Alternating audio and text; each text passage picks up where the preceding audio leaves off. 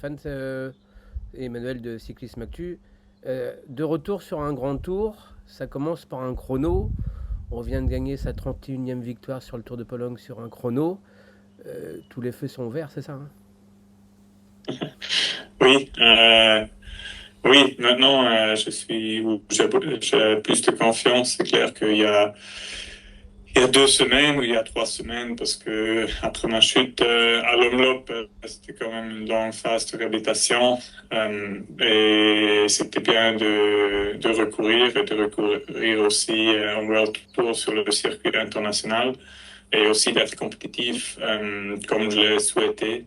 Et d'avoir gagné en Pologne, c'était un grand soulagement et une grande satisfaction, mais aussi ça monte les attentes envers demain, envers la Vuelta, c'est clair, mais c'est ce que j'aime bien quand je sais. Je joue devant, je joue de la victoire, et c'est ça qui est l'objectif pour demain.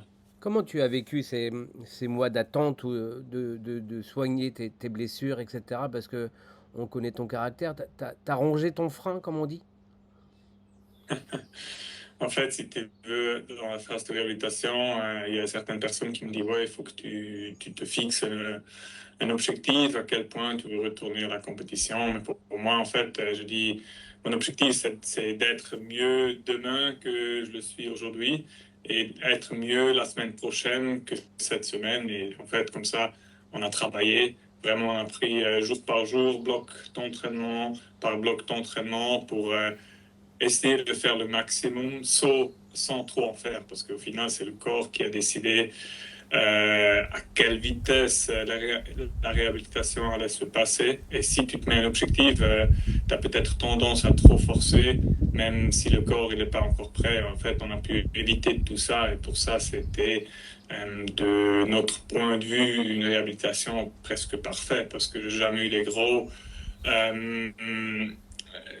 gros soucis ou des inconvéniences.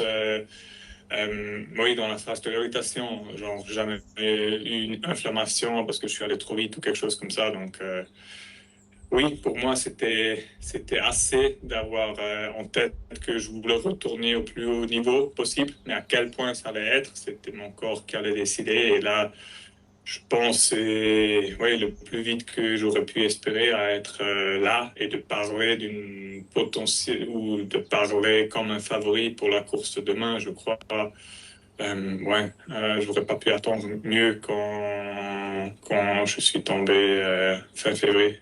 Ouais, mais après la septième et dernière étape du Tour de Pologne, si on regarde sur le papier le chrono de la première étape de la Vuelta, il est un peu parfait pour toi, non? Oui, il est bien, ouais. Mais après, les autres coureurs au départ, c'est des grands coureurs aussi. Donc, oui. Mais oui, j'ai une chance demain, ça c'est clair. Est-ce que après ta chute au printemps, tu as craint de ne pas pouvoir participer à un grand tour cette saison, et en quoi c'est important pour toi et pour n'importe quel coureur de participer au moins à un grand tour au cours de la saison? Oui, des fois j'ai eu des soucis si j'allais retourner au plus haut niveau, parce que j'étais en contact avec plusieurs autres coureurs qui se sont fracturés le fémur aussi. Et oui, certains d'entre eux ils m'ont dit que ça les a pris 2 ans à revenir à leur niveau normal.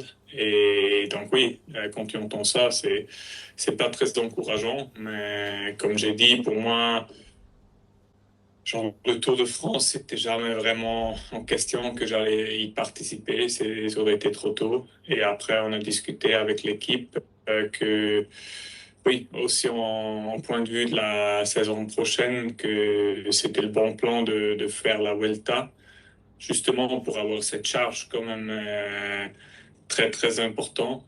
Et en fait, ça, on a dit, on verra en cours de route. Et en fait, j'ai déjà senti après le stage à Tignes que j'avais aucun problème de enchaîner des jours intenses. Et là, après le Pologne, oui, c'est clair, la zone qui était blessée, elle est toujours plus tendue, mais c'est comme ça. Et ça changera pas d'ici fin de saison. Genre, la réhabilitation, si tu veux, elle n'est pas terminée, parce qu'il y a encore une différence entre gauche-droite, vraiment au fessier, mais sur le vélo, c'est un mouvement tellement complexe qu'en fait, ça m'empêche pas du tout d'être à mon maximum. Et donc oui, je pense que la Vuelta, c'est bien parce que pour moi, il y a plein d'opportunités. Il y a les chronos, il y a aussi d'autres étapes qui sont intéressantes pour moi. Ça va être une bonne préparation pour les championnats du monde aussi, mais aussi en vue de la saison prochaine, je pense que c'est le bon plan. Stéphane, je sais que c'est pas officiel du côté de l'équipe, mais tu as quasiment le même âge que Julien. Avant d'être son coéquipier, tu as été un adversaire, ça a été un sacré adversaire pour toi sur tous les terrains. Euh, Qu'est-ce que tu peux nous dire de lui et voilà de ce que comment tu as vécu toi cette carrière en parallèle que vous avez eue? Franchement, là, pour le moment, je n'ai pas encore parlé avec lui, donc en fait, je peux rien en dire. Après, tout ce que je peux dire, c'est quand, par exemple, on était en stage en début de saison ensemble à Tenerife. Bon, déjà avant, on se connaissait très très bien et oui, je l'ai toujours apprécié comme coureur et là aussi, mais je sais même pas si c'est officiellement terminé ou pas. Donc franchement, là-dessus, j'en sais rien. Mais qu'est-ce qu'il représente pour toi? Parce que tu es peut-être le Suisse le plus français, parce que tu as évolué dans une équipe française, etc. Julien Alaphilippe, ça représente quoi pour toi? Bon, franchement, pour moi, c'est un bon ami, c'est un bon collègue. On s'est toujours parlé, même avant qu'on n'était pas dans la même équipe, parce qu'évidemment, la langue, c'était pas une barrière. Et oui, on s'est toujours apprécié. Ça, on a déjà couru ensemble dans les U23 autour de l'avenir. Et oui, après, il y a eu des années où il était vraiment, genre, pour moi, 2019 autour de France.